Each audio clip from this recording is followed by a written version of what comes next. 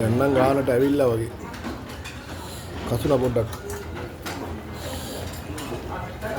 මේ තියෙන්නේ අල්ල මේ කොළ එහෙම කන්න ඕනේ මේවා කෑවම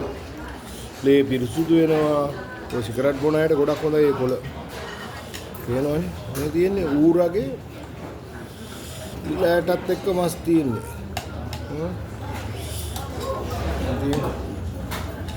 මේ බලන්න මේ වගේ මස් කුට්ටියක් ආගත්තාම හොඳට වැදෙන්නේ ඉතින් මේකද පොඩි බිම්මල්ලෙක්කුත් දාලා දෙනවා හරිම රසයි මේ බිම්මල්ලෙක්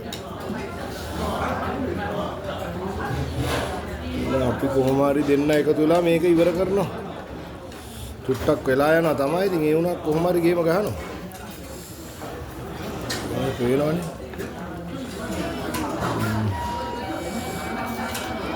එන්න එජං කුක් කන්න ආස කට්ටිය එන්න මේ